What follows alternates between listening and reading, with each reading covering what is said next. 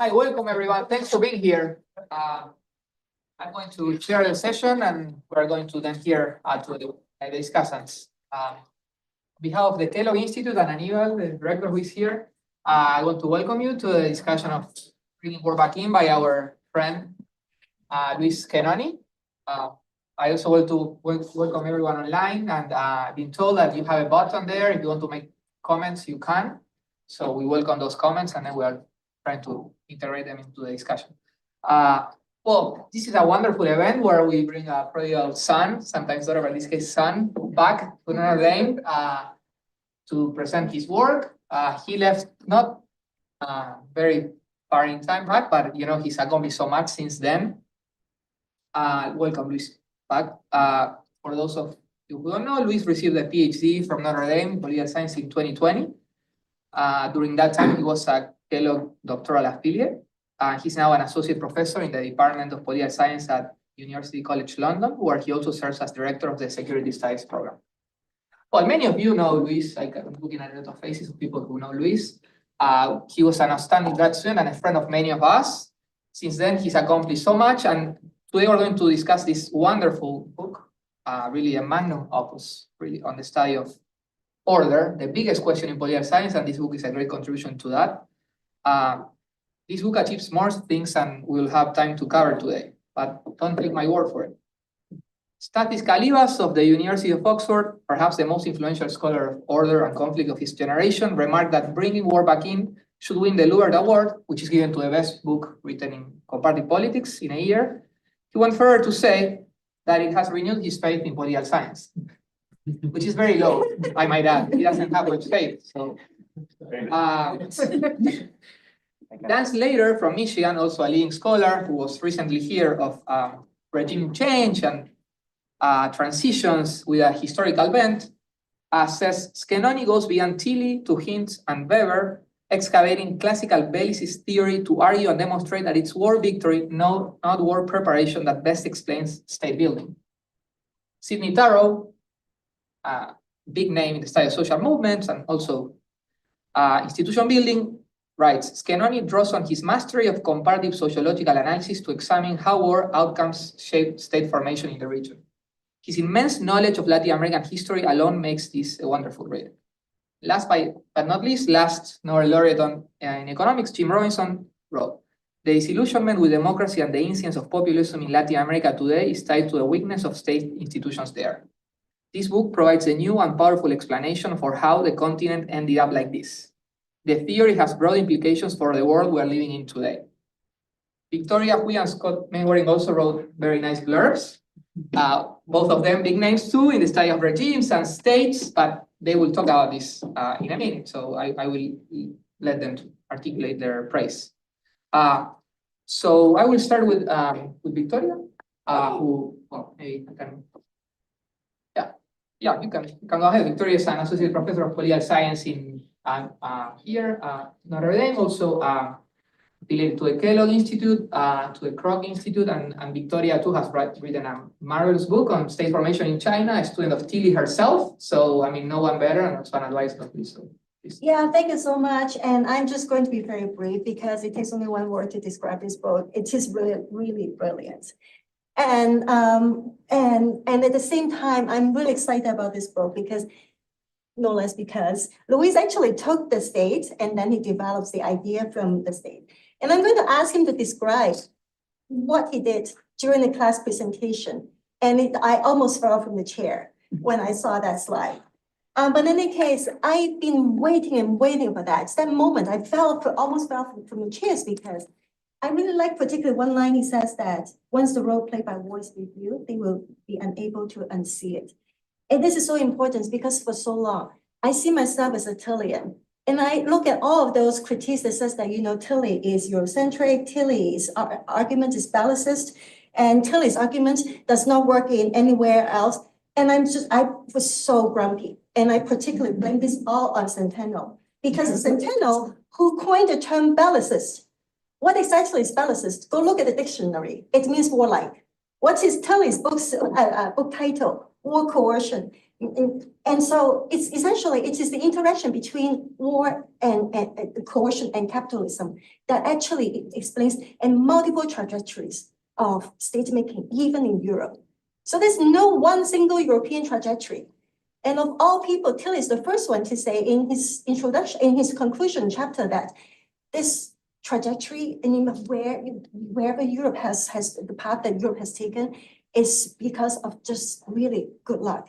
It cannot be repeated anywhere else on earth. So saying that Taylor's argument is bellicist is wrong. Saying that Taylor's argument is Eurocentric is wrong. And also that, and then at the same time, Centennial is also so wrong to say that Taylor's argument doesn't work in Latin America, because his argument essentially is that you don't have a lot of war, and therefore you don't have state formation. If we say if X, then Y. If low X, low Y.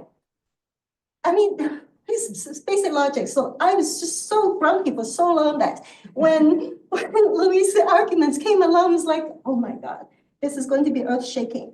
And then another lesson for grad students is, usually when you have a good idea, when we say that, yeah, this is really cool, usually then you go collect data and you go read archives, which of course, Louis also did, and he read diplomats' letters, he went to collect his original data set. He, like everyone else, he took methods courses. But he did one thing that a lot of grad students would not do, or don't think that they have time to do, reading all the classics.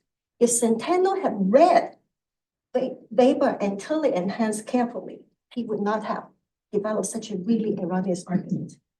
So I'm very proud of the product. And then, and at the same time, it's really interesting how using all basically both historical and quantitative and quantitative data, he shows that the rhythms of victories and defeats all the way down to individual combats explain the trajectory of the ups and downs of state formation. One thing I don't like, actually two things I don't like. One is that Louise told me, I'm sorry, I really have to stick to the term bellicist because my other advisors told me that I have to use it because the term is so deeply ingrained. And so therefore, I just have to use them like whatever, it is your book. But it's one of those complaints I have about the book. And then another complaint that I have about the book is that the Louise actually cites me for a critique of Eurocentrism when I essentially don't really, I'm on the other end. So that's another very, very minor complaint. But another thing I really like about the book is that, and also what I've been doing is the best critique of Eurocentrism is not to say that something that happened in Europe doesn't really happen or didn't happen elsewhere in the rest of the world, but rather that Europe is the laggard. What happened in Europe actually happened at a much lower scale and in a much more backward form than what happened in Latin America. So it is another very striking thing for me, because for me, I argue that what happened in Europe had happened in China 2,000 years ahead. And Louise also shows us that, the best argument of it against Eurocentrism is when it comes to the scale of war, it's really, the mobilization, the casualties and all of that. Europe is just a laggard. So this is really good. And I also call this book the most ambitious work on state formation to date. Louise actually thinks of his classical bellicist theory as a new universal theory. I want to go back to Tilly is the last person on earth to claim that his theory is universal. He made the point that it is not. It is other people who have taken his arguments to examine other regions of the world and other periods of the world. But Louise does not shy away from that. So in the language, in the style, just, something to keep in mind. And I think it is really, really ambitious. But at the same time, there may be one thing, if there's anything that's just really going to go against this new universal theory, is that if historically victory achieved state formation really allowed states' capacity to accumulate and to also scale up, what we are seeing is really alarming. We have essentially, what we're seeing unfolding in front of our eyes is that the United States is undercutting, it is weakening its own state's capacity. And if international competition, international competitiveness, if military capacities ultimately really rest with states' capacity, then the bureaucracy, the centralized bureaucracy is so important. But today we are seeing that the bureaucracy itself is being attacked. So if the theory doesn't become universal, I guess that's another thing that we have to blame Trump for. That's all I have to say for now. But then I really want you to describe that slide. Okay. Can you do that now? Right now? Yeah. Okay. There was this book written by Marcus Kurtz. It's one of the big books in the literature. And another book written by Helen Soifer out at UC Berkeley. And these books, in some parts, they have this descriptive depiction of the evolution of some indicator of state capacity. And it moves in time like this. And what I did for Victoria's class was to take, but they discuss this description of the time series basically. But looking at other like the direction of the trend or some perhaps a broad feature of it. What I did was I took all of these figures, I put them on a slide, and I just marked where the wars fell in the series. And you could always see that the indicator of state capacity just moved out right where the war happened. But one of the things that I will highlight maybe in the Q&A or the discussion is that people in general don't know about these wars that were so frequent and were incredibly severe in Latin America in the 19th century. So I think this book, among other things, brings war back in this regard. So once you see these figures, if you saw them with the lines, you would clearly see that. That's why once you can see it, you cannot unsee it. Actually, that phrase is in reference to the cover of the book. Does anyone know what that painting is? Who is the artist, maybe? Kandinsky, yeah. And then anyone can tell what's going on there?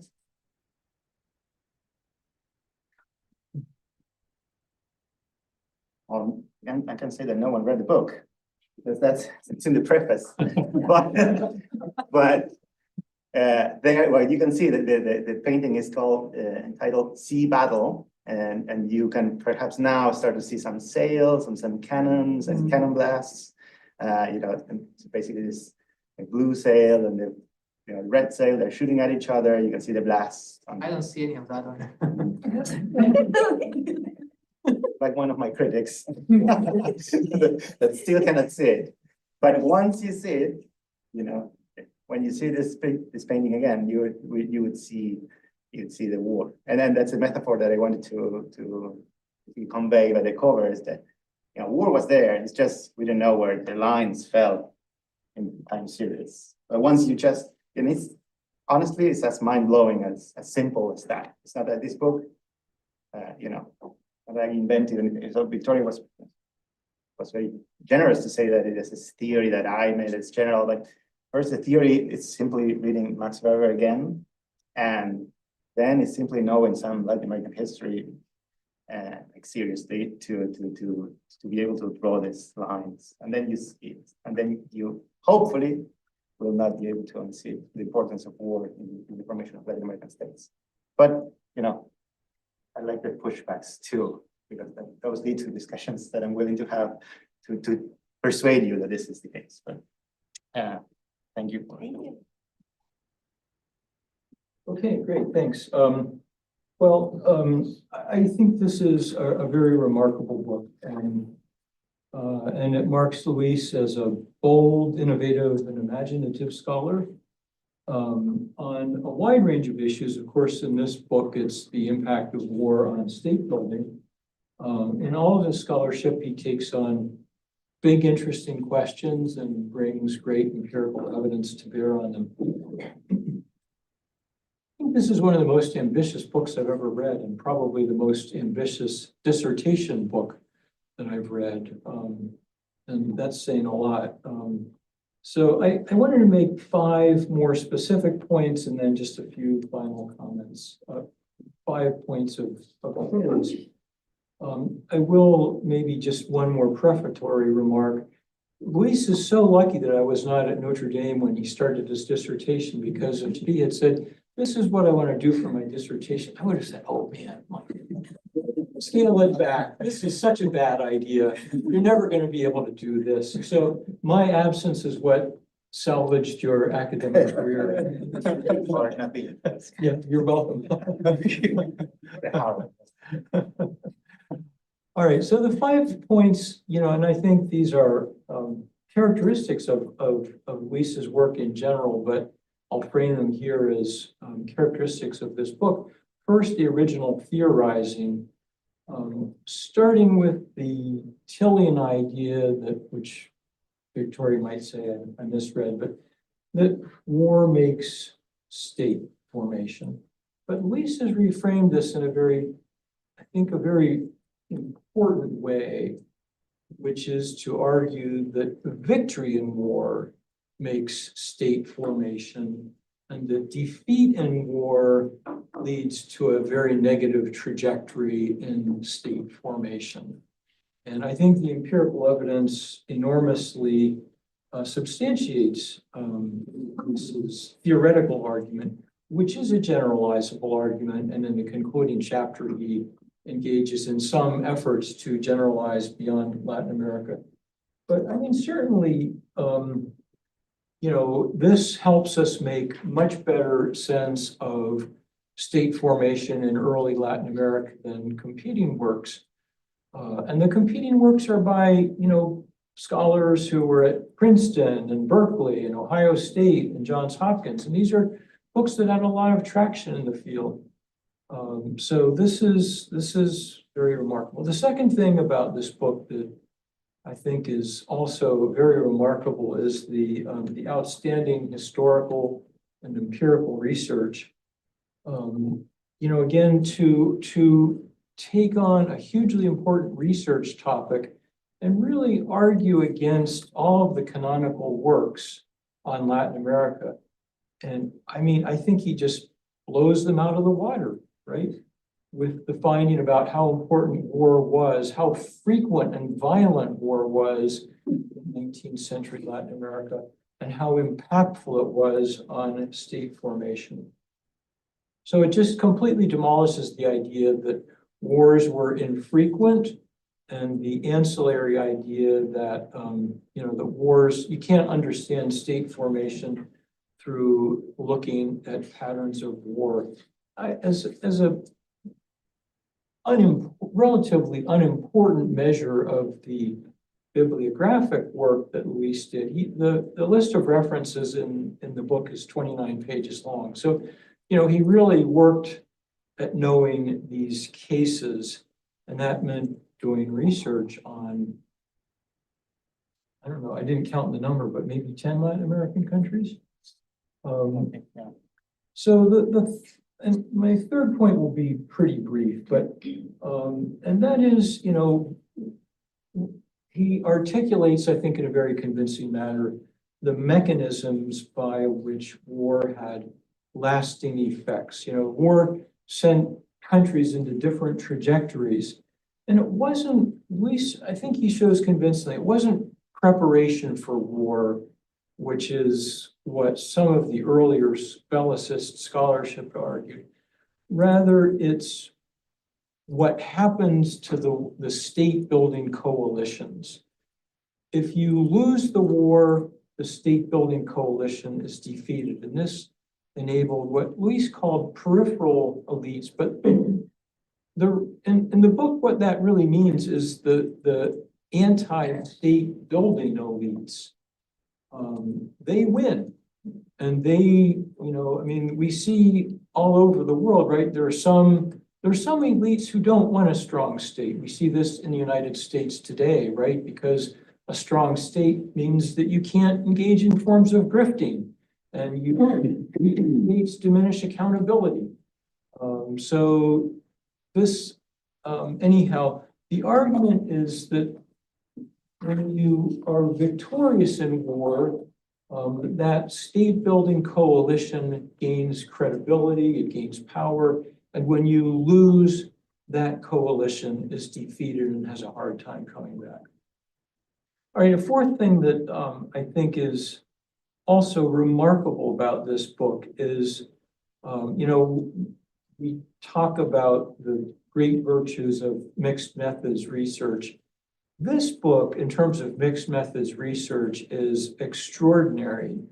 There's remarkable historical and archival work, excellent quantitative work using a variety of quantitative methods. And the quantitative work is just essential to arriving at many of the conclusions. But then also, a lot of books that have really good, or articles that have really good quantitative work, they throw in like these very thin case studies and claim that, like 2.5 pages show a causal mechanism. But Luis's case studies are 40 or 50 pages long. And they really nail it. They really show, in great detail, this is what happened. This is why losing in a war had down the road impacts on state formation, or this is why winning the war had long-term consequences for state formation. And so you can read about all of the most consequential wars in 19th century Latin America in the book in detail, and read, more importantly, about why these wars impacted state formation. A fifth thing in here, I'll be very, very brief again, is just, I think Luis does a great job of something that is a fundamental task in social science, and that's thinking about alternative explanations. And he does this, again, both through excellent quantitative testing and great work in the case studies. I want to just conclude with a couple of things about Luis's trajectory. In the 2023-24 academic year, I wrote tenure letters for 3 terrific young scholars at top 15 research universities. Luis's citation count is much better than any of those, and I wrote unqualifiedly positive letters. All 3 of these scholars deserved tenure at top universities in the world. And Luis's, both his publication record in terms of, how much he's published, where he's published, and his citation count is clearly better than those of all 3 of these other terrific young scholars. I have, so as of yesterday, his Google Scholar count was 1,436 citations. And that's with the book barely published. And the book is going to be, it's clearly his most important publication so far.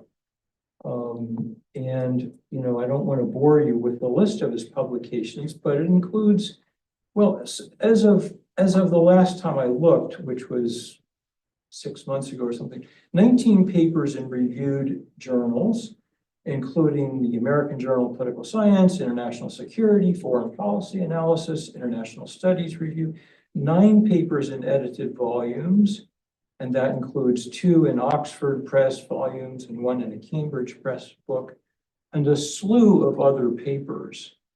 And so this is just, really, it's a remarkably stunning early career trajectory. My own early career trajectory compared very, very poorly to this. So kudos to you, Luis.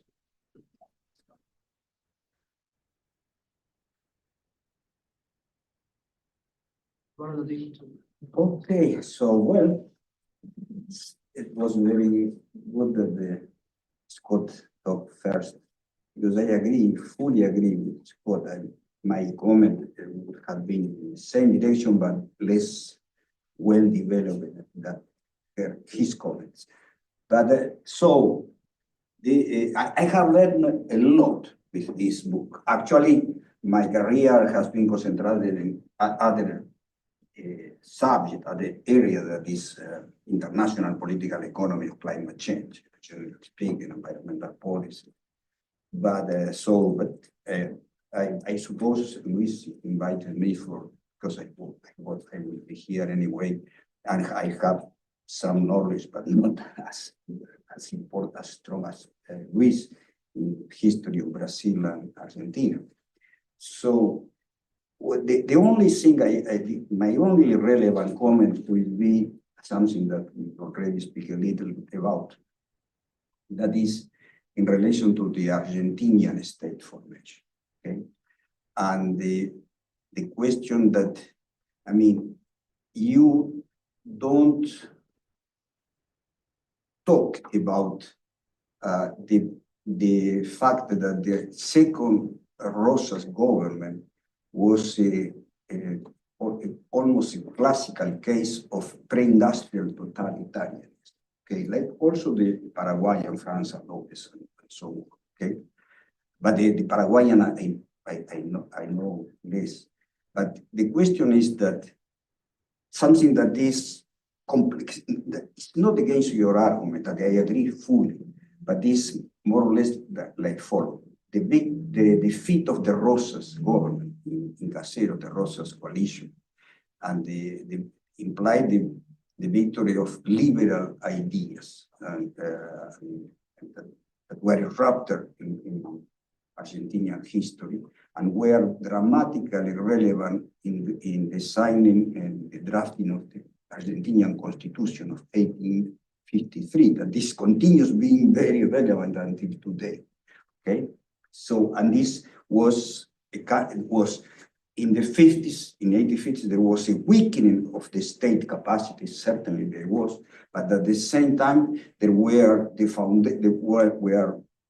build up the foundations for the next strength of the state after the Paraguayan War and after, in a liberal dynamic, okay, that was key for Argentina, dramatically becoming a very rich, prosperous, and successful country, okay, until at least in 1904.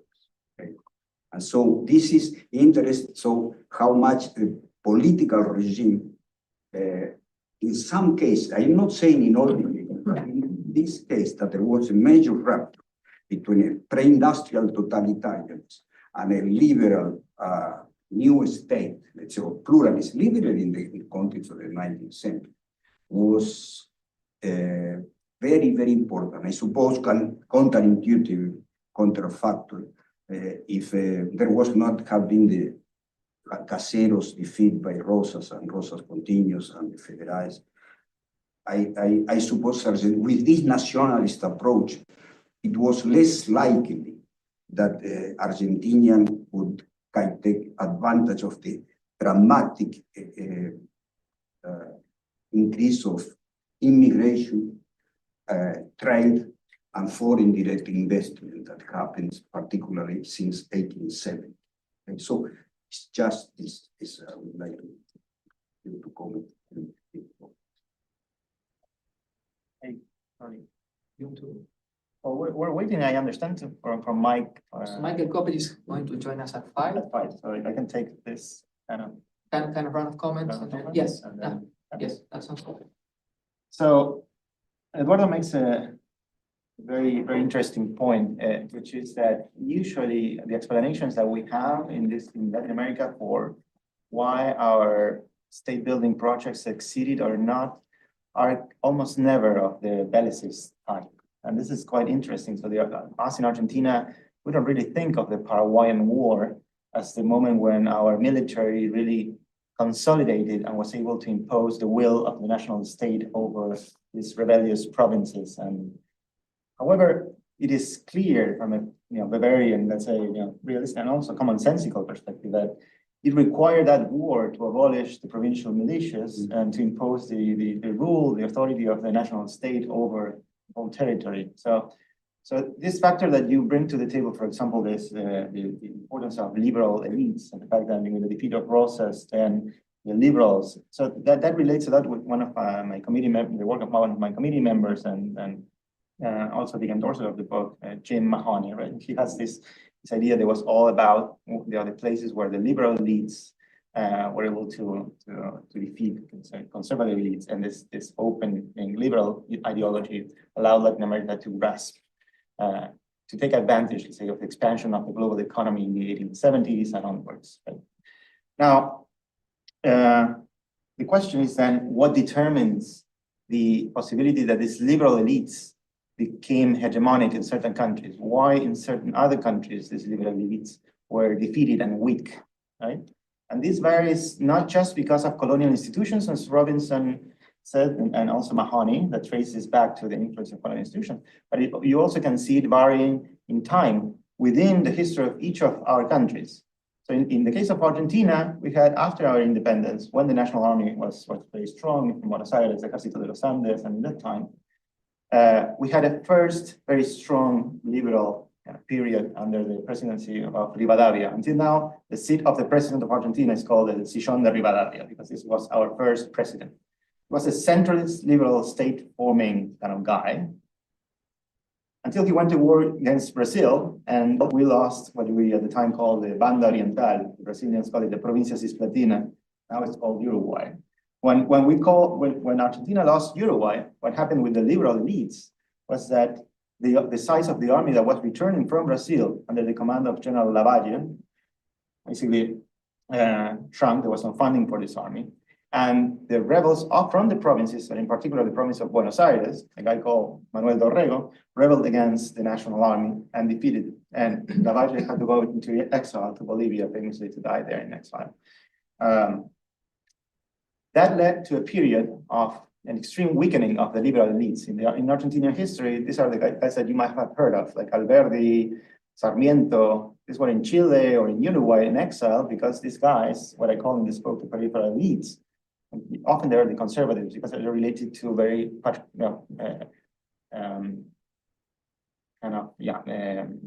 sometimes we call it parochial kind of interests in, related to the more patrimonial type of rule in the feuds and the countryside, kind of these caudillos took over. And then we were in civil war, basically, until this guy Rosas found an external enemy in the Unitarians in exile and was able to mobilize a rather big coalition of provinces to besiege Montevideo for many years. But still, he was one of these kind of patrimonial leaders. He ran the province of Buenos Aires militias, and therefore the ideologies behind the government was a rather I know how you refer to it, but not liberal, definitely. I mean, the defeat of Rosas, as you said, opened up the possibility for Argentina to change. So it was, again, war. In Caseros in 1852, sorry for the long Argentine history, we're waiting for Michael. In the Battle of Caseros of 1852, the Brazilians and the Uruguayans, they came to even defeated Rosas. They marched, we don't talk about this in Argentine history, actually, not even at school, but the Brazilians marched in Plaza de Mayo in the center of Buenos Aires, and then withdrawn the armies of Peter II, the Emperor of Brazil. That, by the way, consolidated the Brazilian Empire that had been at civil war with the southern provinces. If we have any Brazilians here, or the Guerra das Farroupilhas and the secession of Rio Grande do Sul, that was finished by that consolidation of the Brazilian state with that victory over the Uruguayans and the Argentinians. But up to Argentina, that meant not just the ousting of Rosas and this ideology and the return of the liberals, but also a complete collapse of the state, to the point where basically Buenos Aires became a different country from the Confederation. We even had two capitals. So there was a state in Buenos Aires, with capital in Buenos Aires, and the Confederation had to set up a new capital in Paraná, and basically was by all means a different state. So you debate whether Buenos Aires had enough recognitions to become like a state, can debate its level of sovereignty. But we were de facto two states, Buenos Aires and the Confederation. And we remained in civil war throughout the 50s and beginning of the 60s. The Paraguayan War hits us just when there was a new pact between these federalists, we call them, and Unitarians, basically the two parties. But in this kind of collapse of the state after the defeat kind of situation. But the Paraguayan War basically forces the government of Mitre at the time to abolish the provincial militias, build this huge national army that had to fight in the Paraguay. Okay? And essentially the final victory of the liberal ideas ultimately is the victory of basically Argentina in the Paraguayan War and the consolidation of this national army and the abolition of the provincial militias that allowed for the strengthening of the national authority over this patrimonial local we're talking about this with Luis students before, that then this army of the Paraguay becomes really instrumental to finish once and for all of the civil wars in Argentina. We wouldn't have any more few uprisings in the 70s. And then there was one big uprising of a new Rosas, let's say, that could have won in the year 1880. A guy called Carlos Tejedor in Argentina that rebelled against like Dorrego and like Rosas, like all this, rebelled against the national government. But what happened in Argentina in the year 1880 was that the national army had strengthened so much from the Paraguayan War, and it was so legitimized by the victory that they basically defeated them completely. And not just that, they just took the port of Buenos Aires and told the authorities of this province of Buenos Aires to just go to some other capital city somewhere else, because we're going to federalize the city of Buenos Aires. If you ever go to Buenos Aires, when you look at the obelisk in the middle of the city, this El Obelisco in Buenos Aires is basically in commemoration of the historic moment in Argentina where the national state was able to impose its liberal rules, liberal ideas. So in a way, the history of our countries sometimes because of shame, because it's not nice to talk about how the ultimate dynamics of politics relate to this violence. This history has been told otherwise, but the evidence is blatant. Is there, right? And Argentina, and we were going over the cases of Mexico and others in your class. But this is systematic in every single case, really. And I just told you basically a history of Argentina in the 19th century.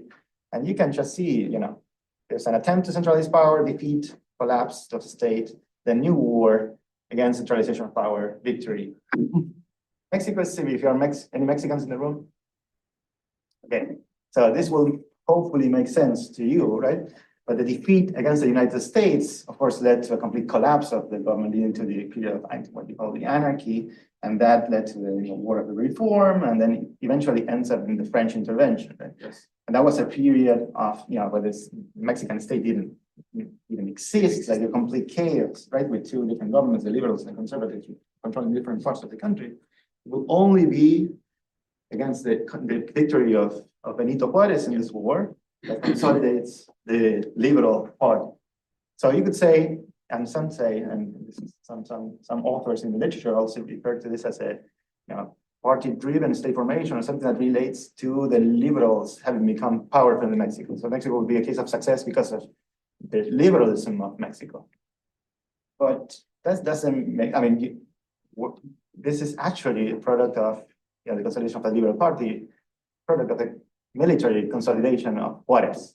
And then, Porfirio Diaz, it was a colonel of Juarez during the war, and he would succeed him. So all of the political stability of Mexico since the 1870s onwards until the revolution is actually due to this big mobilization and military victory that basically ousts the conservatives forever. And now it's the liberal party that rules, and the country also with a legitimized big Mexican army that can suffocate any rebellion in the province. And I could go on and on because, as Scott said, there are like 10 cases or so in this book, and I had the time, thanks to the long winters at Notre Dame, to read a lot. Another point that was made was, how did people miss this? And Scott made this point, like this is so evident. How is it that all these scholars that are top universities didn't see this? And I think I thought about two things. So one is that Centeno is right. Centeno is also like a big endorser of the book, by the way. And I like him more than you, clearly.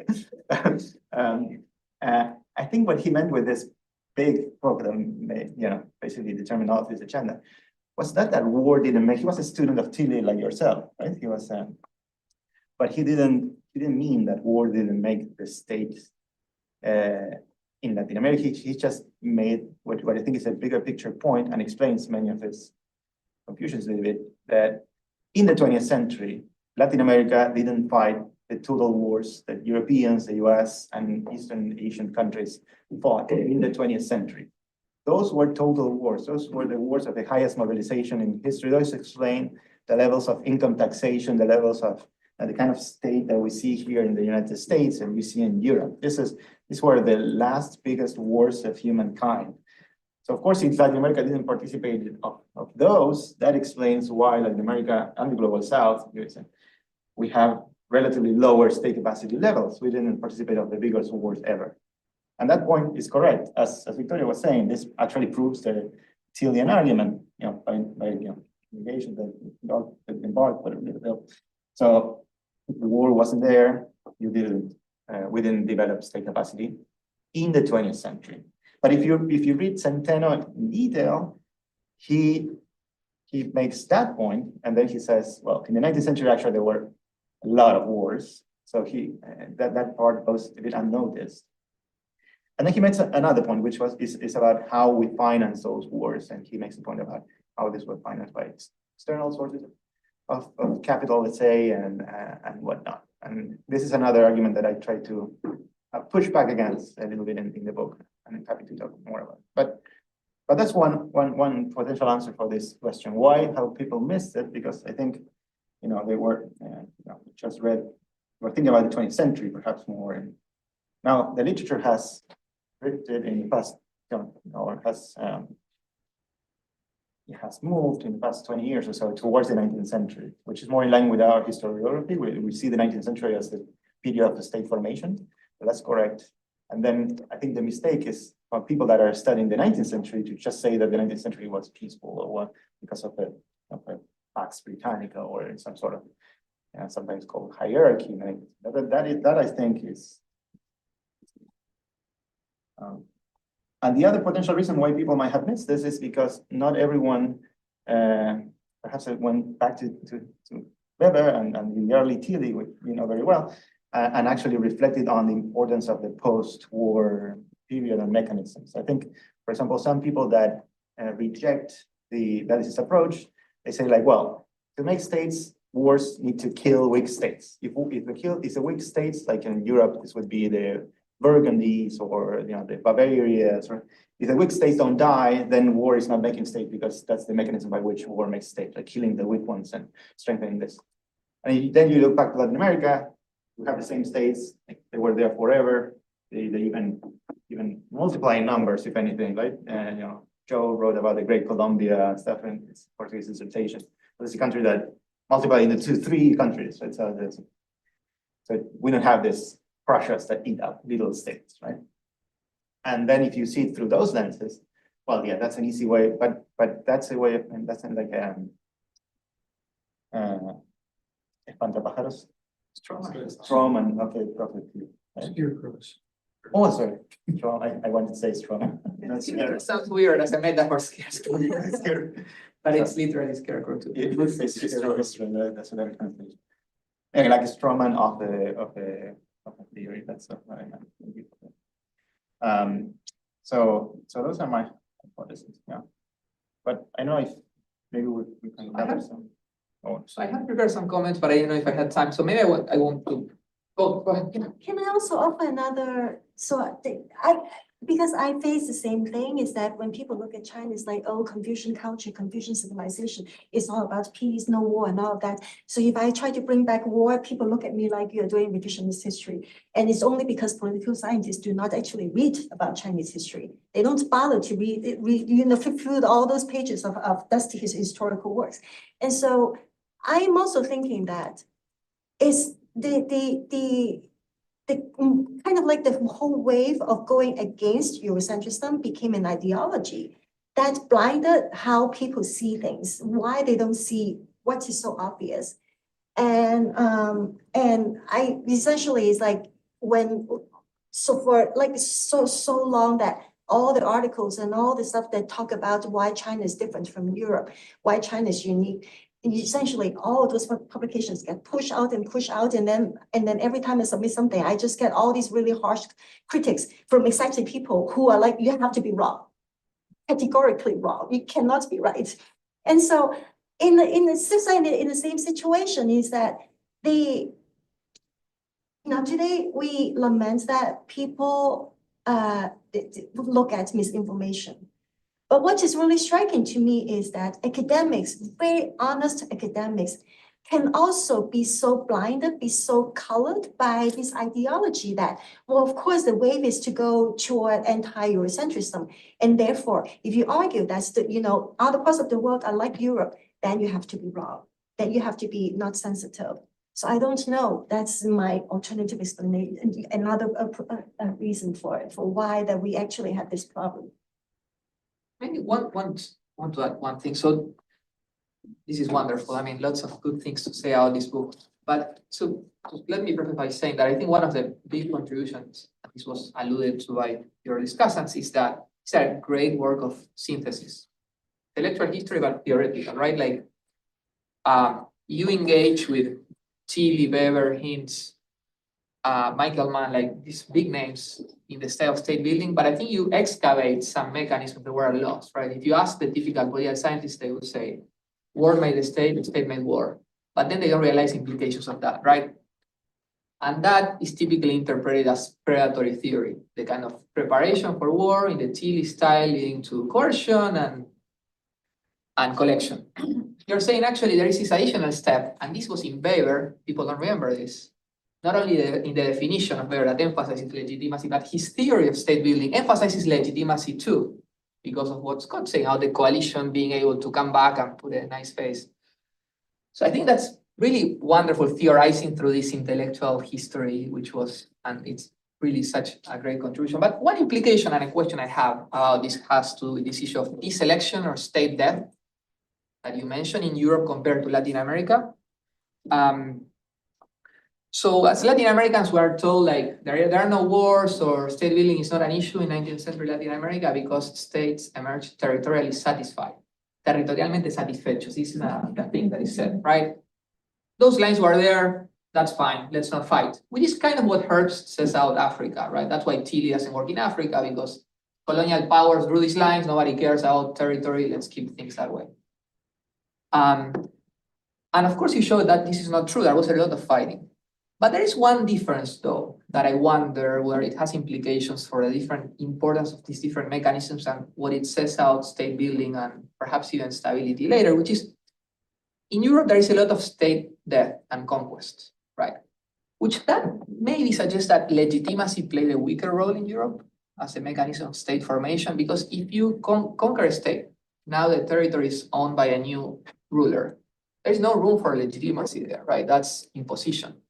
Whereas in Latin America, because the borders were settled, you come back and you're always dealing with the same population. So that's why perhaps legitimacy played a stronger role. And maybe this is a question I'm posing you. Do you think that legitimacy was a stronger mechanism of state formation in Latin America and Europe, and hence that's why victory perhaps plays a bigger role?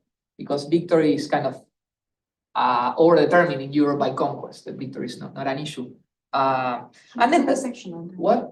He has a whole section on that. Yeah, no, but I want to ask what he thinks. And also this can also have implications, because this might mean that perhaps states emerge more legitimate in Latin America, and that's why there is a shorter period of time between state formation and the emergence of democracy fairly quickly in a lot of these places, or at least elections. Whereas in Europe, maybe I'm wrong, but my sense is that there is a longer period.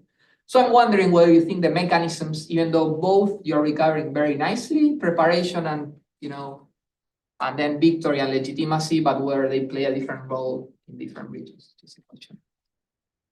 Well, I think you made a connection there between legitimacy of the state and democracy and something. I think these are two completely different things. I think that the legitimacy of the state can be the legitimacy of the Qin Empire. So it's whether people believe these are the rulers, and these are the guys that have the right to rule, maybe because of the kingdom of whatever. But basically, I think Chinese culture, actually going back to it, is very blunt about it. It's like whoever wins the war is the one chosen by the heavens, and which is basically how it works for all of us, really. We just come up with other ideologies sometimes. Nationalism is more prominent these days, but it's basically all about who has the biggest army and who won in this kind of contingent situations where you don't know who's going to win. That's part of the theory that is also very present in Weber. And suddenly this guy won. And if this guy won and had a similar army than the other one, it must be because the gods are with this guy, or something about very primal about just believing that the legitimacy lies with whomever has the power. And the power we don't understand the sources really of the ultimate sources of those powers, because the other guy had an army as well, but whatever, this guy won the wars, this big army. And so I think, we shouldn't conflate the legitimacy of the state with the regime. I mean, any regime, I think, can be legitimate. Now, to your point about whether the legitimacy, this is a big difference between Latin America and Europe. I don't think so. I think the legitimacy, the sudden loss, let's say, of legitimacy by Bavaria is what ultimately, determines that Bavaria and the other German states, let's say, then unite in the Second German Empire, kind of with Russia. So the thing that didn't happen in Latin America is that this collapse of the legitimacy of the state, let's say in Paraguay, Bolivia, Peru, whenever this happened after the defeat, it didn't ultimately lead to the disappearance of those states, right? And then there are questions about what are the underlying factors, and this potentially has to do, this is going to traffic herbs in Africa and with extension of our territories and the density of populations and the immense cost that it would have meant for some other countries to incorporate those territories and other factors like that, right? So I don't think that is a difference. I think the key difference, and this goes back to what Victoria was saying between Latin America and Europe, is that in Latin America we can see all of the defeated states, right? And because we can see the defeated states, we can actually measure the degree of the impact that this loss of legitimacy after the defeat can have on indicators of state capacity over the long term. And this is something that we couldn't see in Europe, right? So to the point about Eurocentrism, I think this is really nice to be able to say this in Kellogg Institute, because I think it's a way O'Donnell saw political science done from Latin America, is that we in Latin America, we can see phenomena that happens in the first world, like populism. We can see and can study it, and we can illuminate what happens in Europe, or can illuminate what happens in other places where you couldn't really see it. In Europe, this was happening. The losers lost legitimacy, but then they disappeared. And then Tilly complains systematically in his 75 book, and he complains in 1990 books, you read them so close. He complains, if you go to all the time, I cannot really see all the European states. I only can see the France, I can see and all these guys that I put together into this big edited volume, they are studying the countries that have the records. But I wish for a proper balanced study of this, I was able to see all of the European states that existed. But my sample is biased. I mean, still he wasn't like a quantitative scholar per se, but he was really smart, and he could tell. I'm only seeing basically the winners. He didn't put it like that, but it's just that I have a bias here, and only seeing the states that survive, not what happened with others. So I think this is the spirit with which I do this research that Scott has very, he has highlighted, and basically is trying to look at Latin America in a way that we can talk to phenomena that is general and bring something to the table, given the uniqueness of the Latin American experience, right? And this is what, in this regard, this book can do. I mean, we had wars like everyone else, and probably basically the mechanisms by which war made states and unmade states were similar to those in the warring state period in China.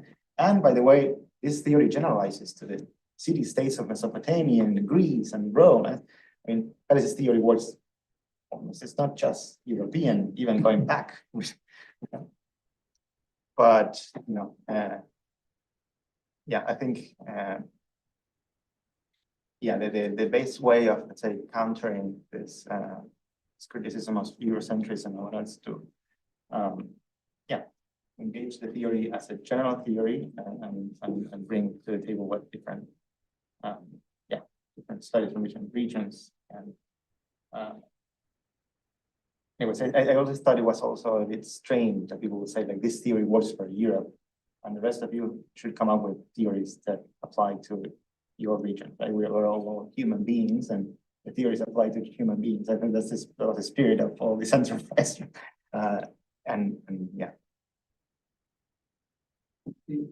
Michael, welcome. Okay, You thank want to you, join? thank you. And I apologize for coming late, had class to teach.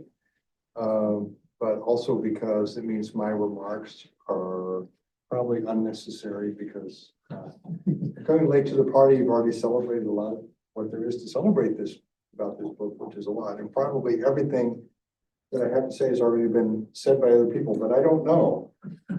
So I'm probably going to be repeating a lot of stuff that you've already heard. But I want to say congratulations, Luis. This is a marvelous book. I think it's an important contribution that rescues the Velas's thesis. It offers an insightful critique about how a few influential scholars, many of whom I know, interpreted Velas's theories in a very selective way that rendered it in a way that seemed like it didn't apply to Latin America. But you rescued it, and I think it's a very successful effort. I really enjoyed reading this. There are really revealing comparisons with Europe in the 19th century. You've done a lot of careful documentation of state capacity and war-making capacity, which I always find those kinds of details really interesting.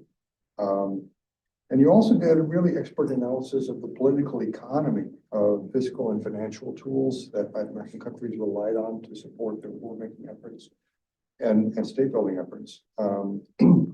And I applaud the mixed methods that the book uses, both sophisticated quantitative analyses and authoritative mining of qualitative evidence from archives.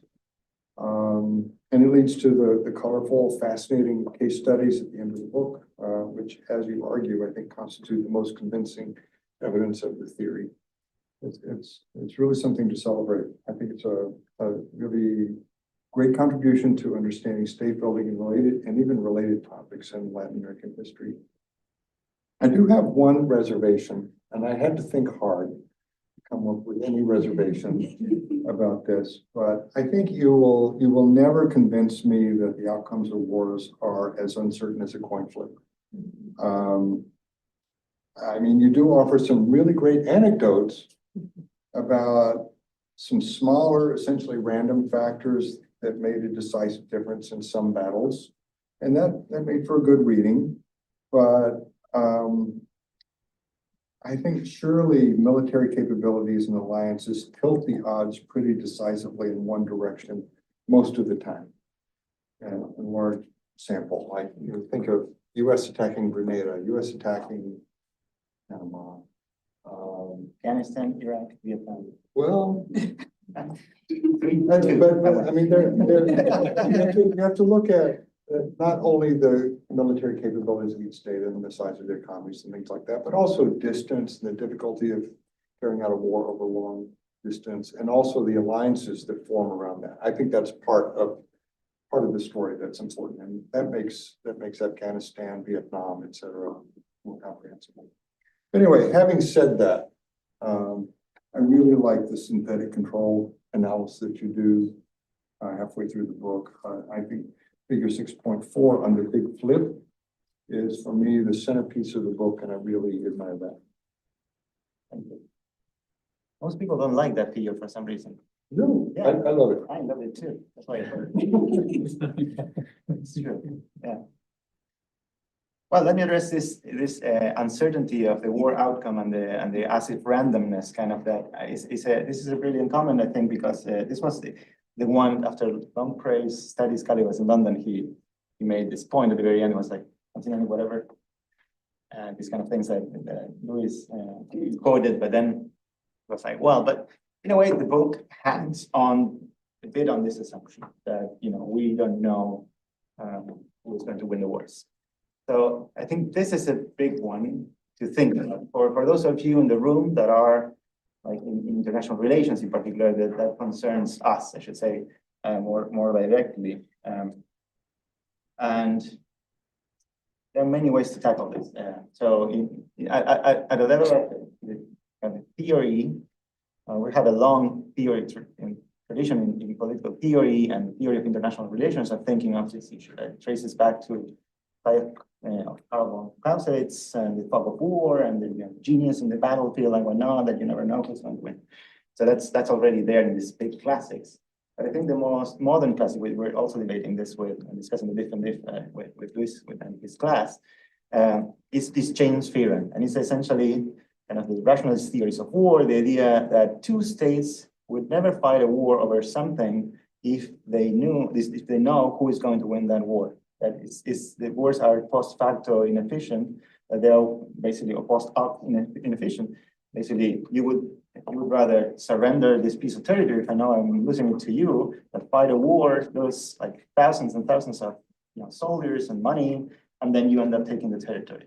So there's a big degree of uncertainty around who is going to win the war, or a war to even begin with, to start to begin with, right?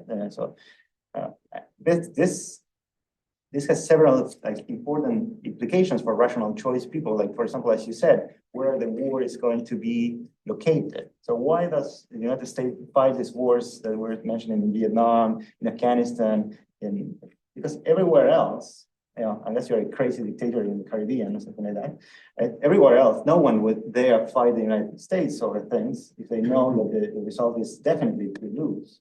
And these wars take place, and this is related to the work of Eric Gaski and UCSD and other people that have continued and to advance this theorizing in rationalist explanations for war, and take place in where basically because of the distance and the effect of distance on power, which is then diminishes the projection of power, when it's possible that the United States can actually lose a war here, and then therefore the wars take place in those places. Right? So there's a bunch of kind of strong deductive, let's say, theorizing that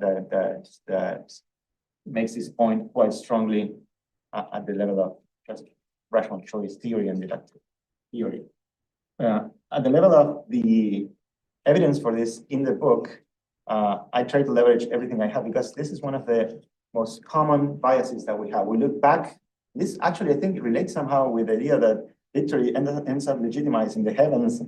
So we look back and we always feel like, well, the United States could have never lost this war against Mexico, right? Well, that's crazy. And we look back to the Paraguayan war, it's like, Paraguay is a tiny country. I mean, Paraguay would have never won this war. The truth is that people in those times, they saw that very differently. And my empirical strategy for that, basically to back up the assumption behind the difference in difference models and other things, but also this big assumption behind the whole book, was to go, because I thought, okay, what is the most convincing piece of evidence for people to actually believe that these wars were kind of contingent? Well, there were certain observers of these wars that, because basically, if you are the Paraguayans, you will misrepresent, of course, your abilities to win the war. You will say like, oh yeah, we will definitely win this war because you have to mobilize you. So these guys would lie. The Argentinians will also lie. Like Notre said that we would get to Asunción in 3 months, and it took us 5 years. So these guys also have an incentive to lie. But I thought, okay, the diplomats in London and the US, they have investments in all of these countries. They have investments in Paraguay as well, and they have high stakes in figuring out who is going to win this war. So most of my archival work was actually connected to, and this is a nice feature, I think, of this mixed methods strategy, to the assumptions behind the model in chapter 4. And so I didn't do archival work to just read the archives and come up with some new history of this war, just to find out, okay, these guys, how are they thinking about the probabilities of the United States and Mexico winning this war, so Paraguay. And it will blow your mind if you read the letters that the Foreign Office was receiving from people from the consuls and ambassadors in the US and Mexico, people that were there in Matamoros in the border trying to assess the situation. And they would tell them, we don't know who's going to win this war. This Santa Anna is battle hardened. These armies of Mexico, there are 30,000 people, and they have experience and they were trained. And the Americans of Tate, this was Secretary Taylor, and they come with 10,000 troops, and then they have this bunch of Polish and Germans. They cannot talk to each other. They don't even understand each other. So I assume that the Mexicans are going to win here, but who knows? And then the war starts to unfold, and we know the history now, right? But each of these wars, when they happen, they wouldn't happen if there wasn't a big degree of a belief on both sides that you have a chance to win. And if you look in depth into those, it's not just the battles that also are some of them are quite mind-blowing as well. Right? So just to give you an example, in the War of the Pacific, the Peruvian fleet had 2 ironclads when Chile had a wooden fleet, and it was shaky wooden boats. The Peruvians, they just had to scuttle one of those boats because they just hit a coral reef because of a storm. They just lose one of them, and the other one for some other incident like this. And but so this contingency in battlefield is very clear as well. It happens. This is Klaus said it happens in all of these wars in North America. But there are many reasons, and I could go on and on. For example, you can see the pre-treatment balancing covariates for the different models. They show that actually, on average, the losers of the wars had a bigger army than the winners of the wars, on average. This is not known, but the Paraguayan army before the Paraguayan War, but this is not broadly known, had a size of 60,000 men. The Argentine army had 10,000, the Brazilian army had 20,000, right? Ultimately, Brazil had a larger territory, larger population, could leverage more people, could free slaves as they ended up doing to mobilize more population to fight. But all of that wasn't really clear at the beginning of the war. The alliances could have fragmented. After the Battle of Curupaytí in '68, Argentina almost signs a peace agreement with Paraguay. We could have lost the war right there. So, anyways, we talked for hours about this. It's one of my obsessions. I had to write this article specifically, and we were at ISA, we were talking with Gus about this, right? Just one article about the contingency of the war outcome, because also it has big implications for even identification strategies with using this. But yeah, if you're interested in that argument, the book gets into that as well. Can I add a point? So another thing I think why Luis has been so successful is that a lot of the other people who work on state formation in Latin America, they tend to be comparativists. But Luis brings together IR and comparative politics. And then we were talking about Luis basically would go around and picking up different pieces from whatever classes and courses and ideas and literature available, and then bring them all together in this coherent piece. So that's another thing for grad students to think about. But one more thing I just really need to put on the table. Bellicist is a wrong term because the dictionary definition is that it's warlike. The correct term that Tilly himself preferred is bellocentrist, which is like war-centered, which is a better term. So I just want to make sure, but it's to my great regrets that Luis will not do that. Sorry.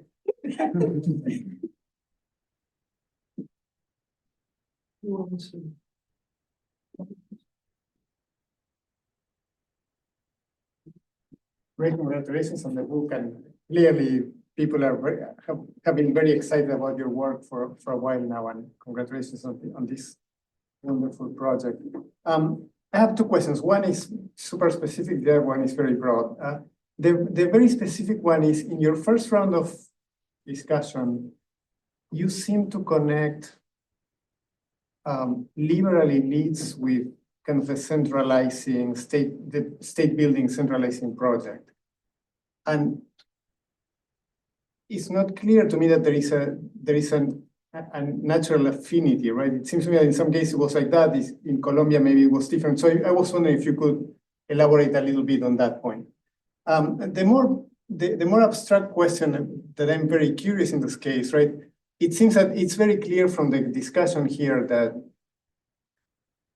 I still don't see the battle as like Luis in the picture, but it's very clear that you were able to see something that people have not seen before, right? And I think that's how the great contributions are made. But people sometimes don't see things either because the information is hidden, kind of in the historical record.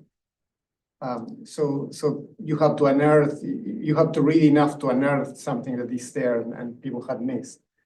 Or because sometimes things are visible to everyone, but they are kind of inconvenient facts given our theories, and people kind of put them aside. So I was wondering if you could elaborate a little bit on your process of discovering, in a way, these facts that are central to your story. Is it that they were always there and people were ignoring them? Or is it that the historical record was unknown enough that you had to dig into it? Yeah, I think starting with the last one, I mean, it's not that the histories were not there. I mean, most historians I talk to these days they're like, thank you for saying this because it was so obvious. And we have been saying this forever, and no one reads us because we write about the 19th century, right? So people that you might know from Lassa, Natalia Sobrevilla, and people like that are like, yes, I mean, we've been saying this with Avaglia and all these historians for a long time. Even Julio Alperindongui, the big historian of Latin America, has this huge book about militarization in Buenos Aires during the independence wars, where we had like 80% of our population of Buenos Aires was basically conscripted in the armies, the priests and everyone. It's a super interesting book. We were fighting, we had to mobilize every man basically for this war. And so it was there. It's only that I think for some reason, so perhaps it's mea culpa on the comparatives really to that we don't know much history and we don't pay as much attention to this. I think there was kind of a transition from everyone thought that this was common sense and worked in the history field. Kind of Centeno, who knows a lot of history, transitioned the argument a bit towards well, not in the 20th century, like the explanation that I gave. And then from there on, people just took it from granted. Okay, if Centeno says so, this didn't happen. But I don't think the people were really paying attention to those things, right? And so honestly, I don't unearth anything with this book. It was all there, and this is a long reference. These are all history books. They all say that, and when I can, I quote them literally because to just make a point that it's not like I'm misquoting this. Literally, this that is happening. What I think the book does that I found interesting while I was writing it kind of illuminates some things that we were not seeing because we were not paying close attention to it. And I will highlight just two cases, Costa Rica and Uruguay, that often we don't think as related, as their state capacity strength, the Switzerlands of Latin America coming out from these experiences of hate and warfare, right? But when perhaps driven by more deductively by the theory, driven to these cases with the question why Uruguay, why Costa Rica, you discover that they went through one of the most stringent experiences of warfare in the 19th century when you think about it in per capita terms, right? Which it's an insight that, yeah, of course, if you were counting the arms, size of the armies, it looks like nothing. For example, Costa Rica in the Campaña Nacional of 1956, which is sometimes known as the filibuster war against William Walker, basically 10% of the population died in that war, and 10% of the population was even conscripted for the army. 10% of so it was 100,000 people was the population of Costa Rica at the time, and they end up losing 10%, and this is comparable or more than what some countries in Europe lost during World War I, right? And the size of these armies conscripted in Uruguay and Costa Rica, this makes sense because in the case of Uruguay, for example, they were fighting the Brazilians. Sometimes they account for much more than the size of, for example, the Grande Armée of Napoleon in the wars, the one that marched towards Moscow in 1912, right? That was I made the numbers. That was 2.3% of the French population at the time, and it was known as the largest army assembled until the 20th century ever, right? So 300,000 people were in it. Of course, there was no army of 300,000 people in Latin America, but for Uruguay or for Costa Rica, in these wars, they were mobilizing 10% of the people, right, for the war. So this is something that, yes, driven perhaps more deductively towards those cases, in the book unearths in a way, perhaps the idea that we should focus more on the per capita impact of this rather than the global. And it unearthed it for me a potential good explanation that I hope people will pick up for the exceptionality of the Uruguayan and the Costa Rican cases, and that they had to go through this very intensive war and state making. So I think the book unearthed some things, but I cannot claim any new historical knowledge. Even my archival work, despite the very nice praise that everyone mentioned it, is more about just looking at specific information that is connected to some certain assumptions that I made throughout the book. But it's not like I wrote a new history. Although also Sid Taro and other people were really kind to say that this is a really nice history of Latin America. This was not the intention. If anything, I draw a lot on the historians themselves. And And then you had this question about the liberal elites and whether these were naturally centralizing, and this is really nice. And the answer is no. And that was like a summary of how it played out in Argentina. In Brazil, for example, of course, the conservatives were the monarchists, and the liberals were the ones rebelling in Rio Grande do Sul. These were the ones that, so Pedro II, when he wins against, Uruguay, consolidates monarchic conservative government. And even after the Paraguayan War, it is the conservative cabinet that gets consolidated after the victory, leading to a period of conservative hegemony of like 15 years there around the Caxias, if you're Brazilian or anyone knows about Brazil. So a lot of things in Brazil are called Caxias because it was the big general of the conservatives. It's the patron of the Brazilian army and stuff. Patron. In places, I think there's kind of a pattern here that in peripheral parts of the empire, it is more the liberals that are trying to impose their central hegemony over the local parochial leads, and it tends to be the case that in Peru or in Mexico, in particular, at the beginning, there's a big flip there in Mexico in the middle of the 19th century, but it's also the conservatives that are more centralizing. The parties change size and whether they support or not state formation. It is like a broad pattern, but also in Chile, for example, it was also the conservatives that initially support state building. So yeah, that's why I also think there's no clear pattern related to the ideology, because in some countries, because I don't know, you had this very strong peripheral port like Valparaiso, let's say, and then they contested somehow the hegemony of the conservatives. Then the conservatives were the ones to support it, but depending on certain contingents, I think of these states, whether they ended up on one side or the other. But in the Argentine history, I think it's more consistent that the liberals are, the unitaries are, of course, centralizing one.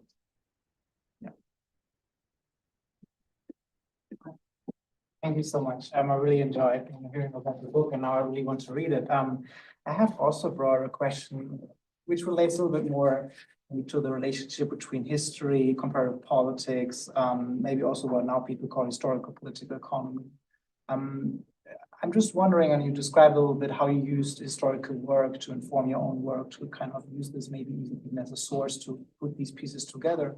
How would you describe the relationship between history as a discipline and comparative politics and historical political economy, if you want to also consider this as a distinct discipline? Is the idea to, and I think this is still evolving, right, to put these different cases together and develop something out of it? Is it more than that? Is it also generating new historical insights that kind of should also then inform maybe historical research? This is just something I've been thinking about since I think, we should incorporate this work, right, that makes some contributions based on historical cases, also in contemporary analyses and contemporary theories, but I'm still kind of struggling sometimes to make sense of how I should interpret and incorporate this historical work into works that are focused more on contemporary issues.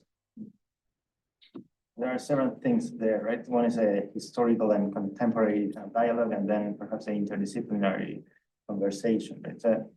My view is that the best work comes from, it's in the middle of everything, right? So you have something what Victoria was saying, trying to shop around and see what you can leverage from all of these perspectives. And this conversation, some purely deductive rational choice arguments came up, and also archival work, and also some statistical modeling and other also the comparative historical variant insights.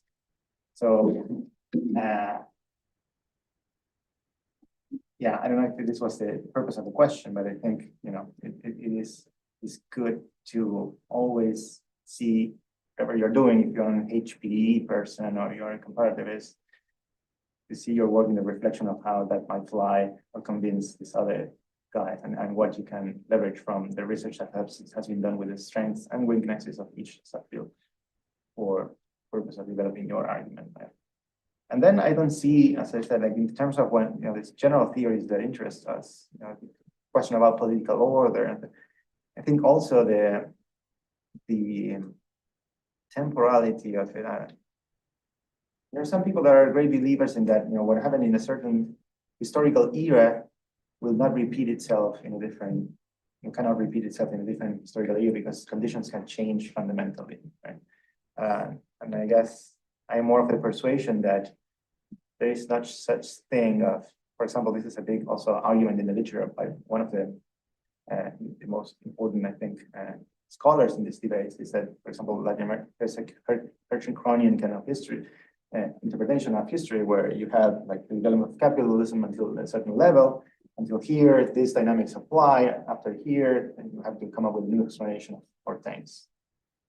But my view is that when it comes to the fundamental questions that we have, relates to the behavior of individuals in certain situations, and the situations are going to be more common than we think across history. With a bit of imagination, we can think of, I don't know, polarization and collapse of democracy in a case in the 19th century that perhaps relates better to a case today than other cases that are contemporary to this case. So it's a huge question. I think, but that's as much as I can say, I guess.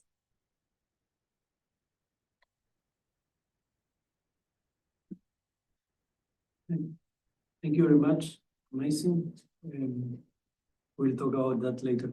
I was thinking that you said that, let's see, I mean, in a way you can look at this from an IR perspective. And then I was saying, well, but where in the theory are great powers here?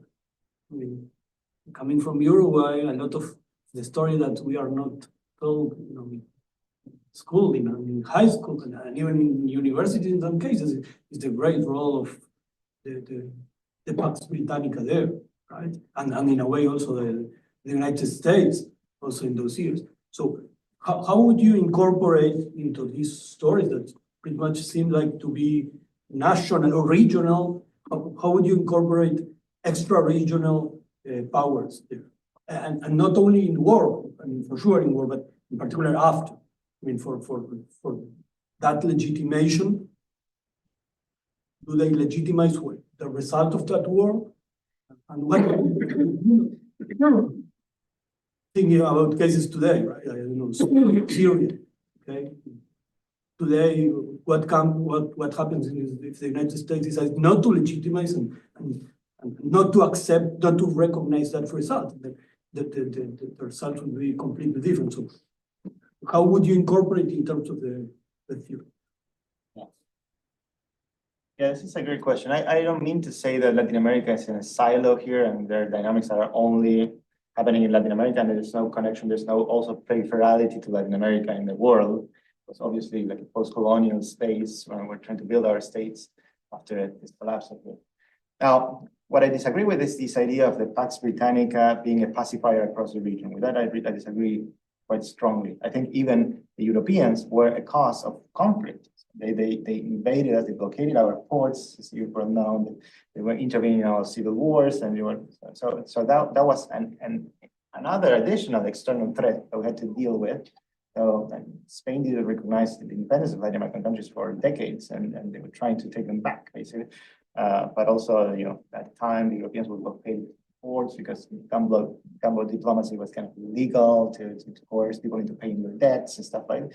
So that's part of also the Belicid story, if anything, right? It's not and also Britain didn't have, or any power at the time, enough kind of coercive power or hegemony, let's say, over the region to make us Latin Americans get along with each other. So they could go as far as just pushing a little bit, support this party or that party to open these rivers for navigation for commercial purposes.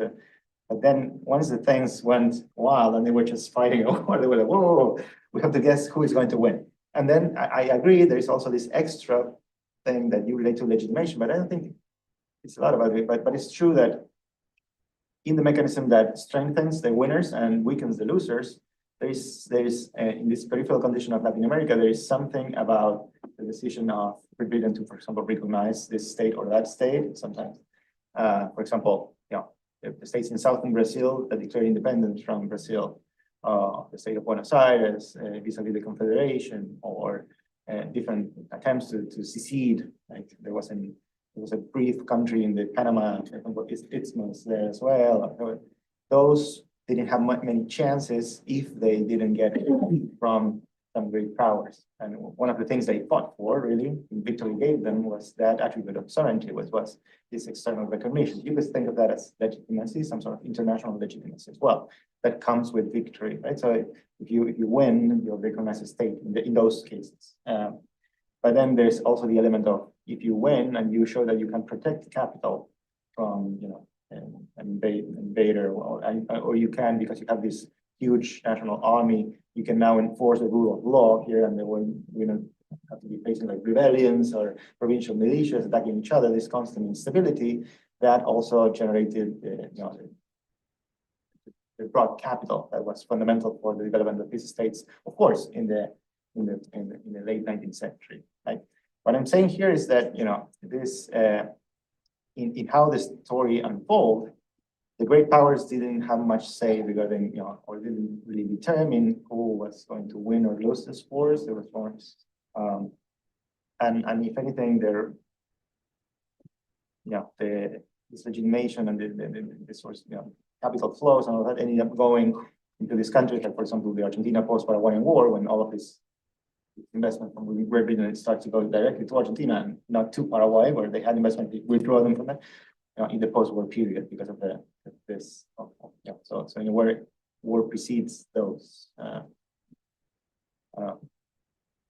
But there is a lot of IR within Latin America as well. This is another reason why I think many people in the comparative politics field that miss the dynamics, is because we have in IR, we have data sets for example, like correlates of war and others that have documented all of the interstate violence that happened since the Napoleonic Wars, in terms of not just wars, but also like small militarized interstate disputes and episodes that are leveraged in the book as evidence. And I think perhaps the comparativists don't look at that data, or don't reflect on the availability also of sort of that is sometimes and I think that is, so there was also international, keeping the great powers aside, there's a lot of evidence and